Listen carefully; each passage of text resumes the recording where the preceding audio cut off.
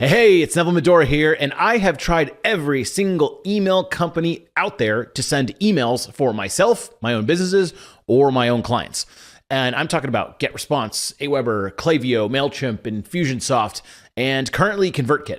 So here's what I've personally found from going through all of these services. Number one is that the big features aren't as important as the little features.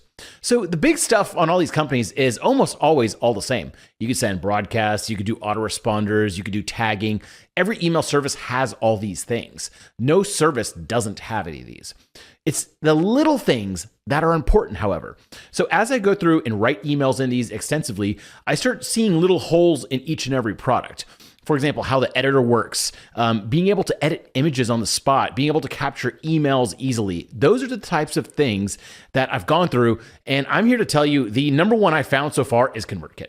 Everyone I recommend for an email sending service, I generally just recommend ConvertKit right now. And I'm going to go through a couple of different reasons why I do this. First of all, it's very easy to write in their editor. This is such a big problem with most companies. The email editor, the thing that you write the emails in, is often clunky and frustrating to write in. Sometimes it even has source code, so you can click the source. And if you go back to the WYSIWYG editor, which is, what you see is what you get, sometimes you'll write out a really long email and then you'll come back to it and it blows up and it changes. So that's no good. That reminds me of like old school WordPress posting. So especially as an email gets longer, some editors will blow up the words and mess up your email like an old Microsoft Office doc. And that is a very, very frustrating thing to do. So I always used to write blog posts on my website, then transfer them to emails. For almost a year now, though, I've been using ConvertKit as my default blog writing software. That's right. I use an email editor to write blog posts. That's weird, right? But that means it's just a really good editor.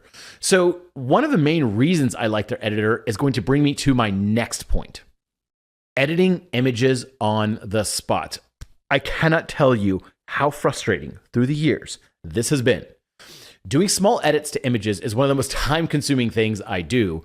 And for people who aren't good at this, often it's impossible. So for example, here's an image of an old advertisement I used in an email. Okay, so I can insert the image into the email. Cool, everyone can do that. But I want to make this more informative by marking up the image. That means like putting little boxes around it, putting text on it, just small little changes. And with ConvertKit, directly from the email editor, I can do this. So if you noticed, in ConvertKit, I put a little box around that headline, and I put an arrow, and I wrote headline. That's it. This doesn't seem like it should be very, very hard, but believe it or not, to do this in another email editor would require taking that image, importing it into something like Photoshop or Canva, saving it, and then reposting it back in. That's a lot of extra steps of importing and exporting the photo from other programs, whereas ConvertKit, I never even left the email editor. So a lot of times whenever I'm making images, oftentimes I just go into ConvertKit, pull up a blank email, and edit the image right there, and then just copy and paste that image. That's how much I've been using this editor. So for someone like me who's putting between 5 and 20 images per our Friday email, there is a lot of photo editing that I often have to do. I'm talking about a little resizing, cropping photos, editing little things out. So for example, a lot of my company's images have copywriting course with K's on it as the watermark, but we've since changed the name to copywriting course with C's. So before I'd have to take that into Photoshop, edit it out, redo it, or just cut it out. Now with ConvertKit, I literally just go into the editor and just edit that out right there on the spot. I never even leave the email editor. So this makes my life so much easier. Like I'm saying, it's these small things that really, really matter on a day-to-day basis for your email editor.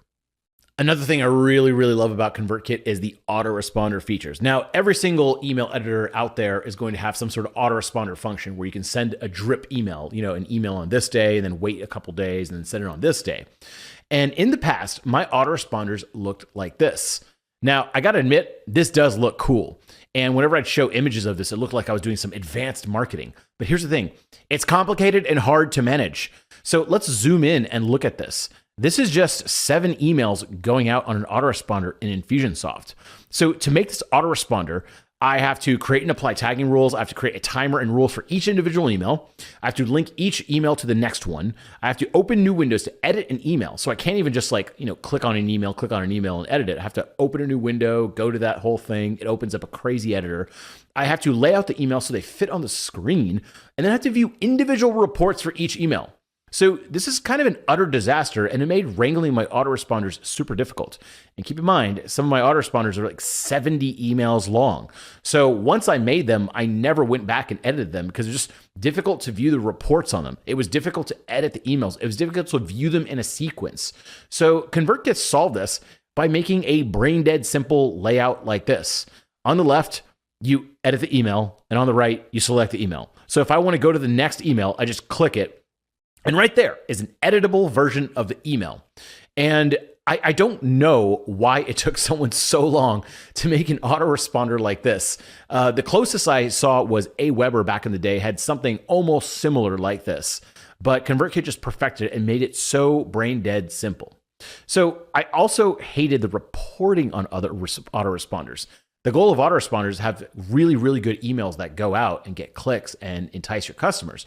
But you had to click on each email every single time to just view the reports. It was so stupid. And so with ConvertKit, to just show me all the reports right there in one page is just incredibly helpful. Once again, it's the small things like this that I like.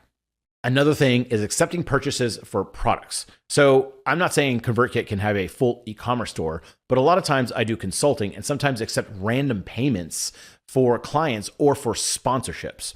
So instead of invoicing software, a lot of times what I do is I just go into ConvertKit, create a product, add a price, and send that link to the client. That's it. It's just that simple. Or I can even embed it into a web page if I want to be really fancy. But a lot of times just send them the link, I get paid, that's it.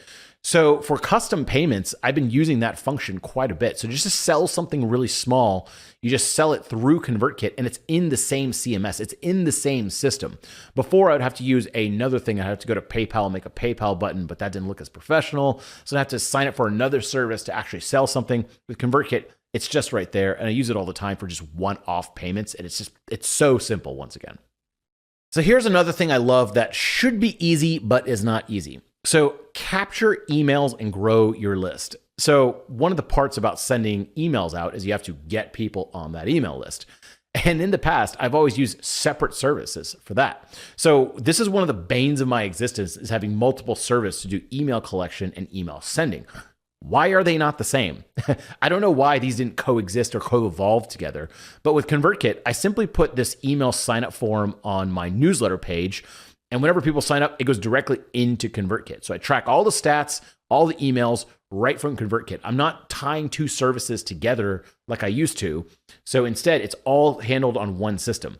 And that's a really big deal to have an email collection that's very, very simple. Now, I've used other services that have email collection. This isn't like the only service that has that, but this is just brain dead simple. Once again, sometimes they offer you so many different options that it starts getting complex. And this is just very, very, very simple. So in the past few weeks, here's the performance of this newsletter box on my /newsletter page. It had 8,000 some odd visitors, about almost 1,200 subscribers for a 15% conversion rate. So that means 15 out of 100 people that landed on that page signed up. And as soon as they land there, it adds them to my autoresponder that I also manage inside ConvertKit and can constantly monitor, keep track of the reports, and optimize it more and more and more. So from that, in the last few weeks, from that form alone, I got 1,200 new subscribers. And those people are now being nurtured and sent the autoresponder and my weekly emails. And since I use ConvertKit for email collection and sending, I set this form to start the new signups on the autoresponder I mentioned above. And it's all on the same thing, which is a huge, huge deal and just so convenient. So one last small feature is sending a content upgrade. This is when someone signs up for your email and you send them a file. So for example, I have this product pricing calculator, and you can download the Excel sheet or Google spreadsheet that it's based on by entering your email and get added to the email list. So this feature was nearly impossible with my previous email provider, Infusionsoft, and literally required like 10 plus clicks and settings to do. And sometimes I was just so confused on where the people were going. So I would get their email address and it would have like all these different things to go through for them. So I'd have to do tagging and everything. It just took so long to add one of these that I just didn't do it that often. So I actually used another service called Lead Pages to handle this functionality. So while I already had an email sender, I had another product that I was paying for, which did the job pretty well. But ConvertKit just lets you push people to a different page after they sign up or send them a message via email with the link very, very easily. So like I said, the big things and the big features on all these email services are about the same. They all have these functionalities, but it's just the usability that makes it better. It kind of reminds me of what the Apple iPhone did. It just made everything easier to use. All those functions existed. You could play videos on phones before, but Apple just made it easy. So once again, these content upgrades seem like such a small thing, but in practice, it was so difficult with many email services, especially when you have something like 100 different content upgrades. So with ConvertKit, it just all seamlessly pulls it into one. Anyways, I hope you enjoyed this post of the primary features that make me love ConvertKit specifically. And if you're asking me which email service provider do I use, it's ConvertKit. Which do I recommend? It's ConvertKit. Like I said, a lot of these big features exist on other platforms as well, but my personal recommendation is ConvertKit. My name is Neville Medora, and I will talk to you later.